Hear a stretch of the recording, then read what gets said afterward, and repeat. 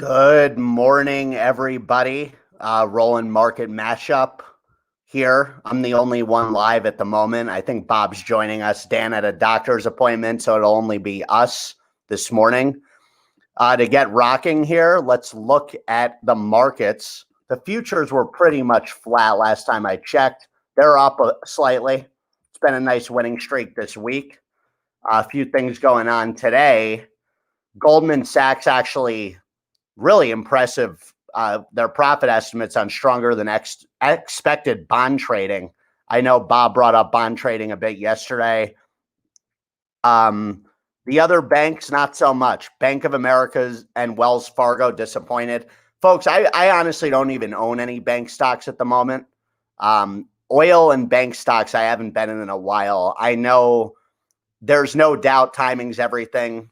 If you can predict the rotations correctly, it's great. In saying that, they've been laggards on another level throughout the last few months. I dumped my BP a couple weeks ago just for reducing my tax penalty, which is something to think about too. Psychologically, if you're down in a stock, don't just hold it to hold it, hoping it'll come back. Get rid of that thing. So I was down a ton on BP. I bought it early in 2020, back in I want to say, actually, no, I'm sorry. I bought that in December of 2019. So I had until December 3rd, 2020 to get rid of it to avoid it turning into long-term capital gains. So let's talk this out for a second.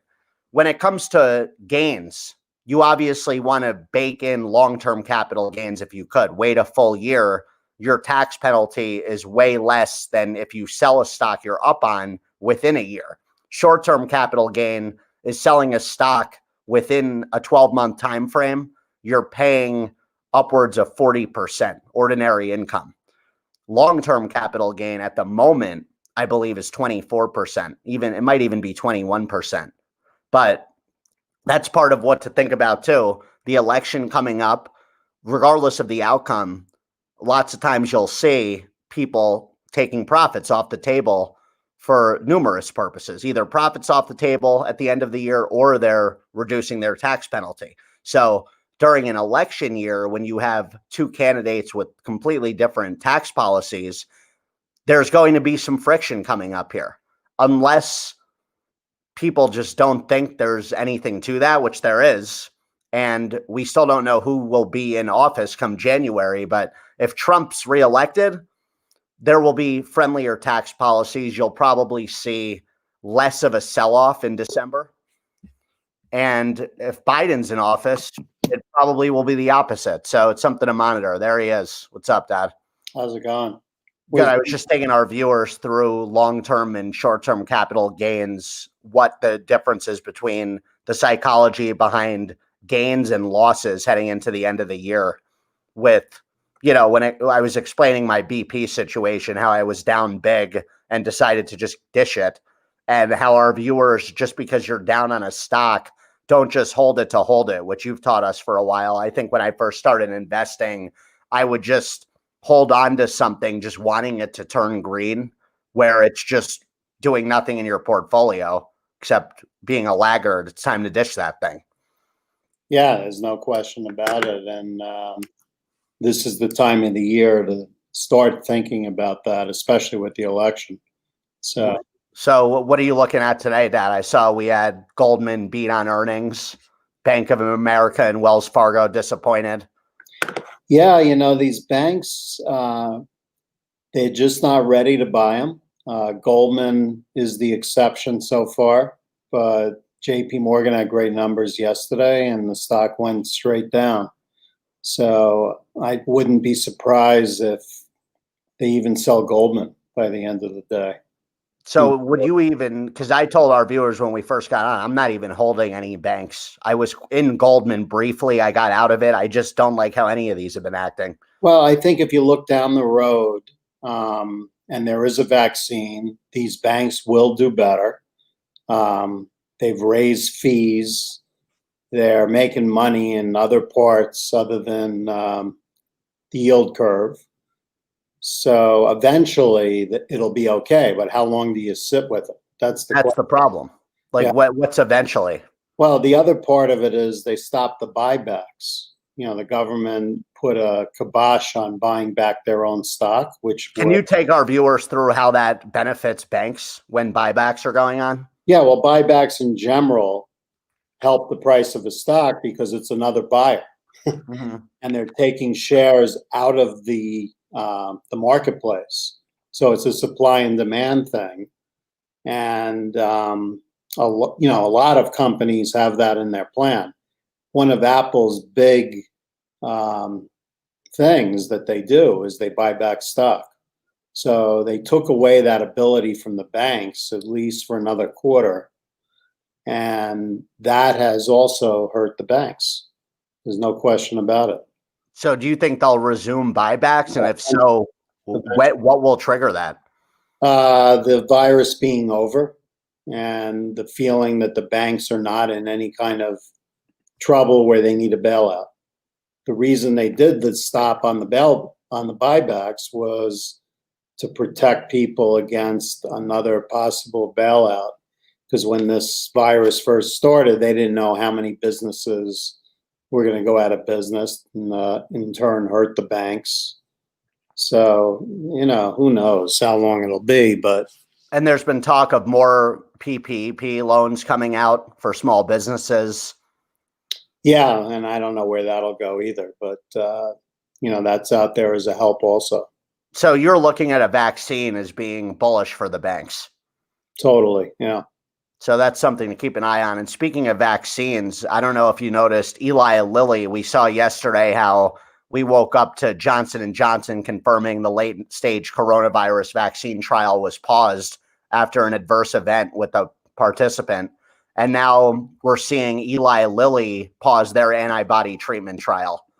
So that's something to think about here a little when you have a couple of these big behemoth names that are in that space right now trying to figure this out and having some issues. It makes you wonder, is this not just a turnkey thing like people were thinking, like, oh, we're going to have a vaccine by January? Yeah, but on the other hand, every one of these studies, apparently this is something that normally doesn't come out in public when they stop a trial to study some of the data. And this is not unusual. Apparently they do this a lot before they finally come out with a successful trial. They just want to make sure there's something not going on from the vaccine. People get sick all the time, and someone can be getting sick at the same time they're getting it, they're getting the vaccine, and it may have nothing to do with the vaccine. That's what they're trying to figure out. So that's something to think about there. Yeah. And Dad, so what are you looking at today? Any specific stocks you have your eye on? Well, I did buy a little DKNG, the old Donkey Kong, and I think it's going to keep hovering with that secondary price around 52. So I feel like you have some upside to 52. And then if it could get through there in any kind of volume, then it's probably okay. And another one, which I normally don't play, but Carnival Cruise, it's starting to look interesting to me because just the way the action is in these names. Every time the stock seems to get down towards 14, it seems like you have more upside potential than downside, just in a trade. So there's support level there, but you're talking about a swing trade. It got down there yesterday and it bounced off today. So that's one to keep an eye on. I think it feels like there's limited downside in it, but that's a dangerous word, limited downside. It's been acting well, which, I know we brought up a bunch. Vuzi is starting to really look nice. I sold a little yesterday on the highs. I know you've been getting me in on that one. What's the news with them? It just seems like they're starting to hit a new gear. Well, there's two schools of thought here from my point of view. One, they have great, technology to help in operations for doctors. And The other is I heard at some point that they had protective glasses for the virus, but I think the part that's most interesting for them is the glasses to help in operations. And as those get more and more acceptance, they're going to do better and better. The thing that worries me about Vuzi is it seems like every other day the company is putting out some type of positive publicity, It's and like Beyond Meat. almost it seems like they're trying to promote the stock, and I'm a little concerned about that. But the stock does act well. It made a new high yesterday or the day before. I'm not sure which day, but Yeah, it's looking good pre-market. And another stock that I know I told you I bought Spotify a couple weeks back. me too. I'm in that also. Yeah, that's been acting very well. Yeah, I mean, it feels to me when I look at that it's going to make a new high, and the old high is 299.67. I wish I bought more than 50 shares. Yeah, that would have been good. Yeah. It's then another, do as of trades once you know where they're going. Yep. And I know we've talked about Ford a lot on this show. That's been hitting a new gear. It seems like it's trying to get to that $8 hump. Yeah, and a lot of people have been bullish on it. We talked a little bit yesterday. Kramer's been talking about it. Yep. There's been a number of upgrades. Part of it is that these stocks under $10, they get a lot of activity from retail. So, some of the move sometimes isn't as real. But this feels okay also. It's been acting well.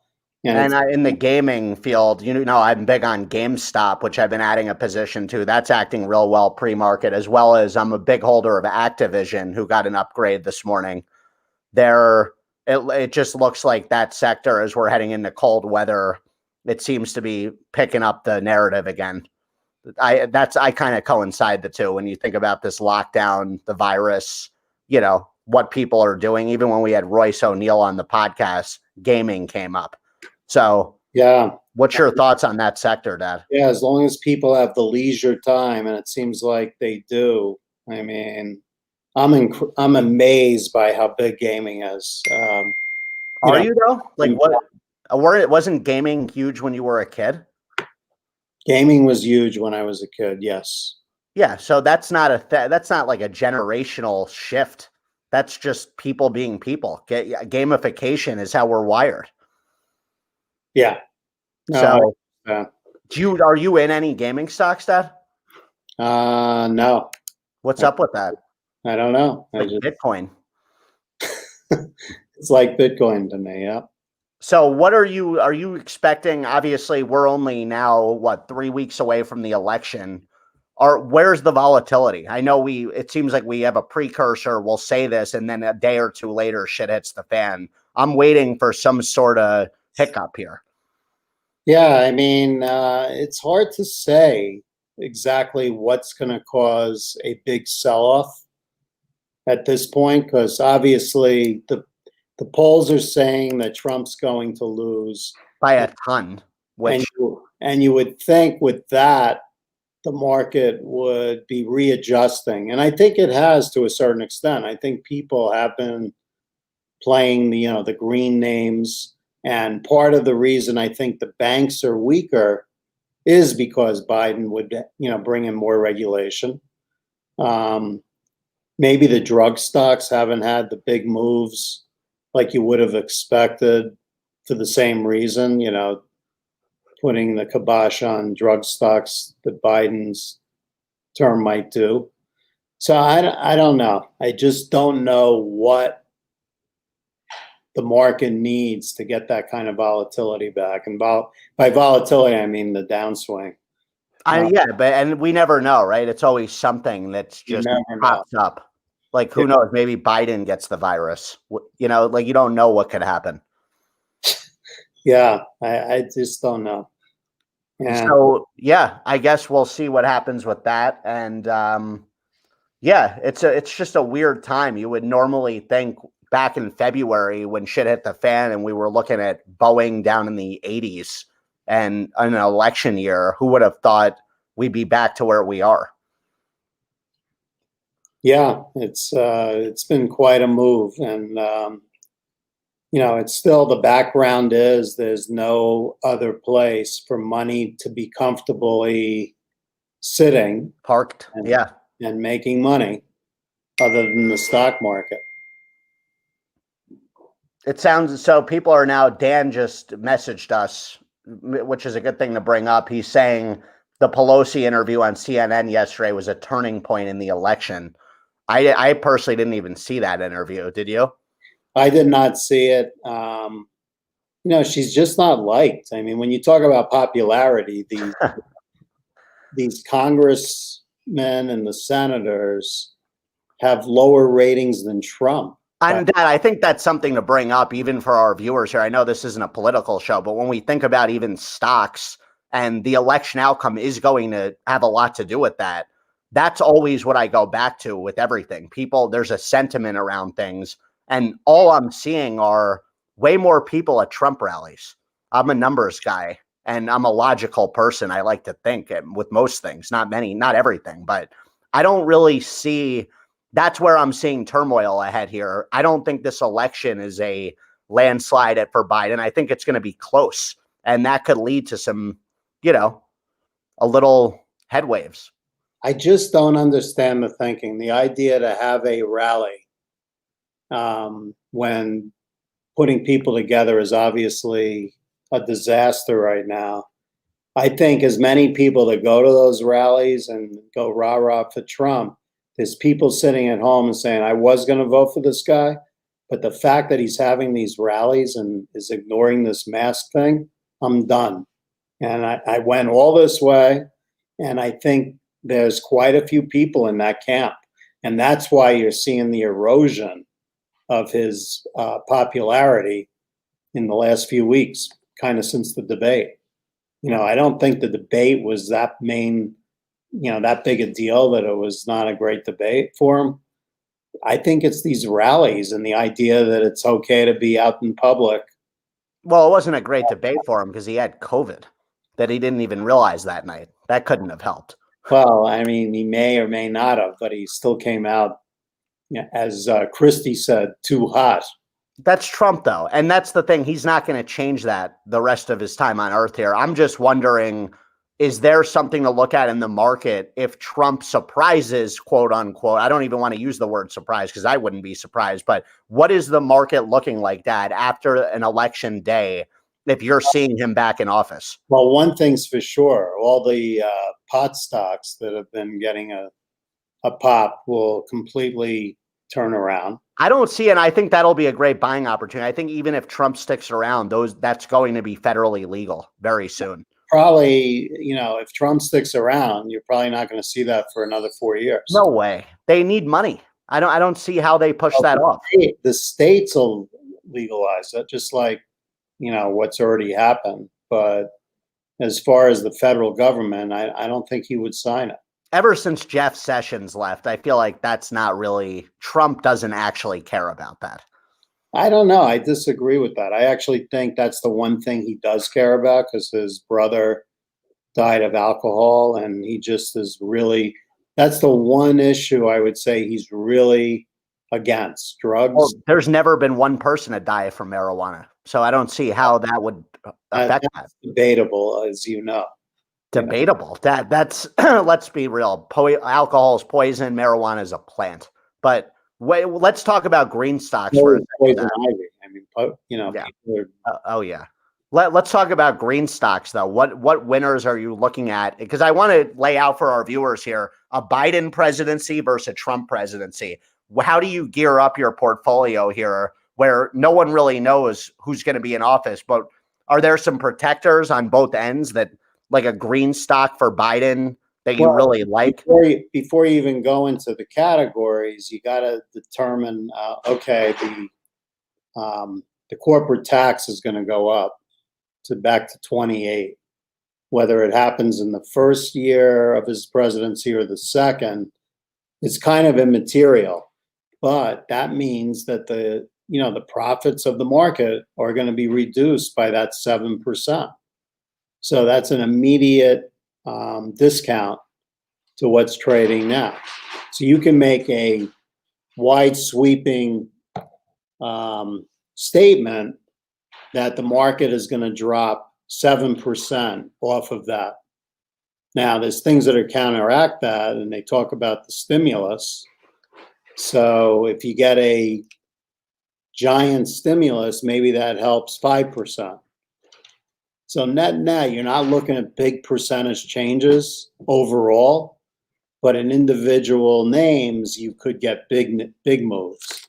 So who's a big winner from Biden being around in January? Like, who do you look at as the breadwinner in the green space with that? I don't know specific names. I'm just thinking generally in that space, it's going to probably get tax credits down the road, like they've had in the past. I mean, Tesla can end up being a big winner.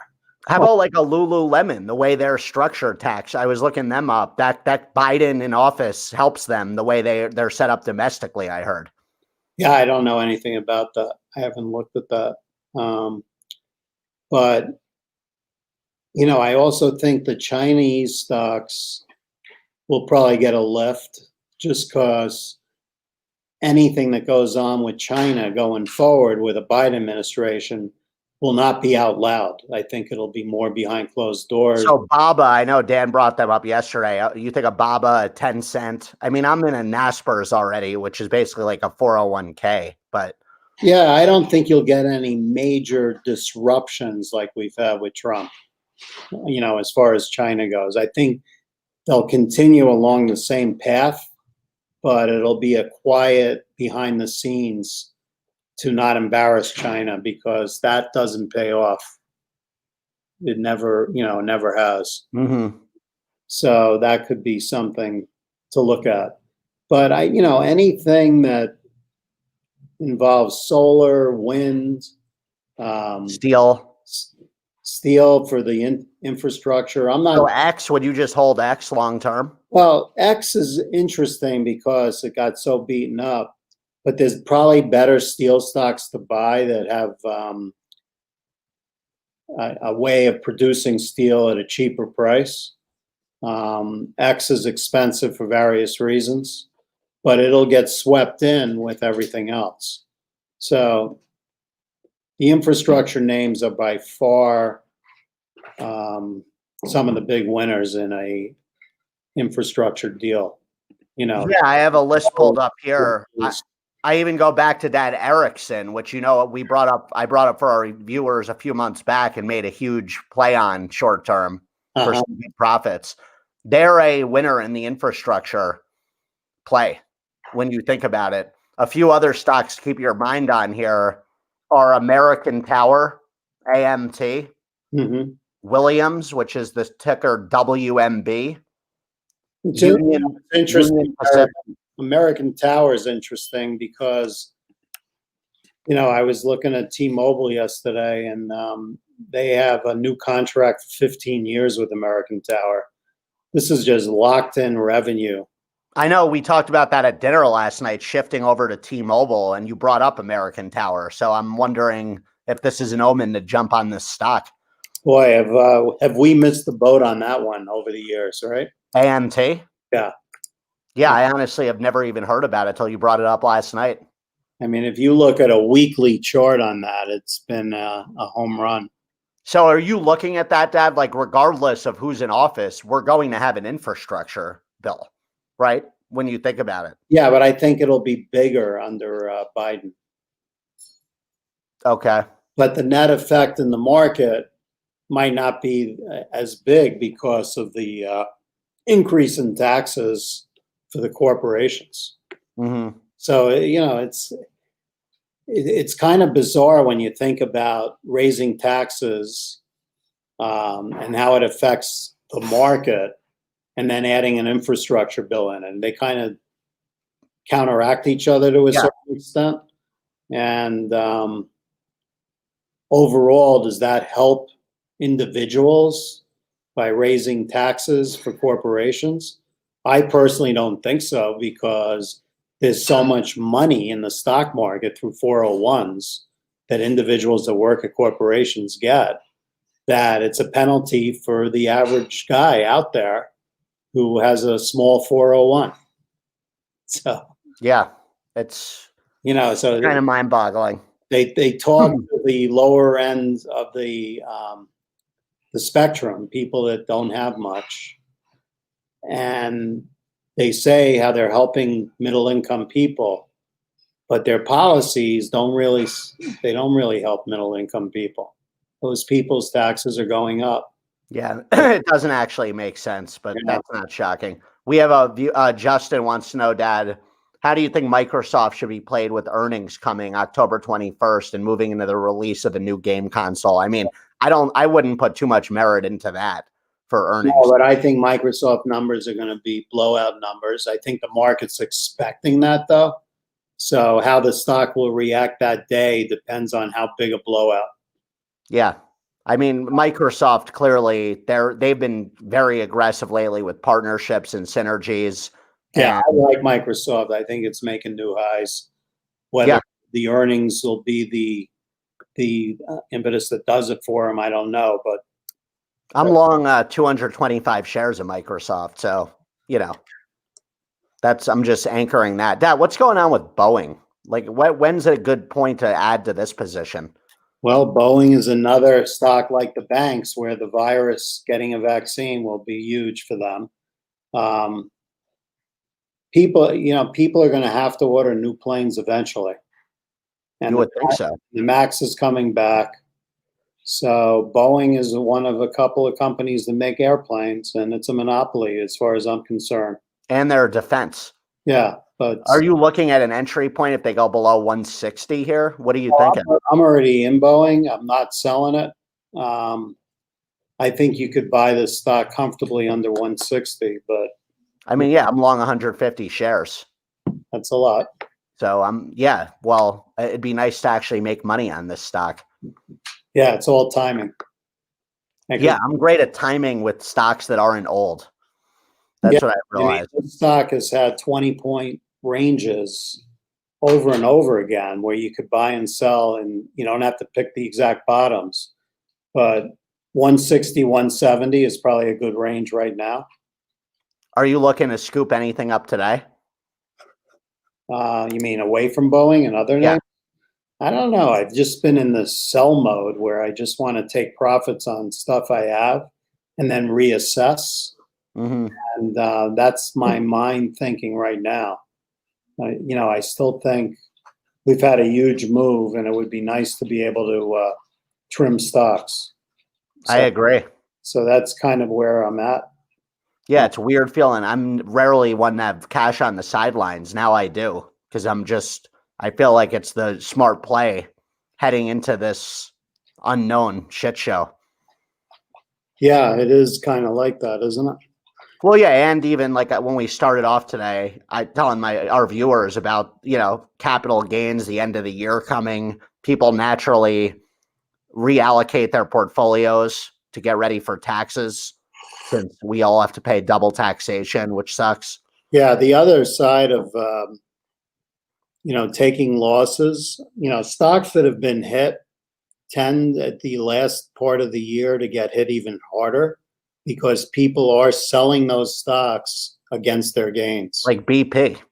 Yeah, so BP, maybe it gets hit more because so many people are down in that name, just an example. And then in January, those same names usually have a pop. So maybe I'll jump on BP again in January. Well, if you got out of it early enough, maybe the last day of December. But I don't know if BP is the right one to do that with, but there will be a number of companies that will get hit hard in the last part of December, and you'll be scratching your head. And it's basically because people just want the name off a page to take it against another stock that they have a gain in. Well, don't scratch your head and get in one of those, and you'll be set. Maybe. All right. Well, follow us on Rolland Market Mashup on YouTube. Thanks for tuning in, everybody. Enjoy your Wednesday, make some money, and We'll be back with the full team. Dan will be back with us tomorrow. Take care.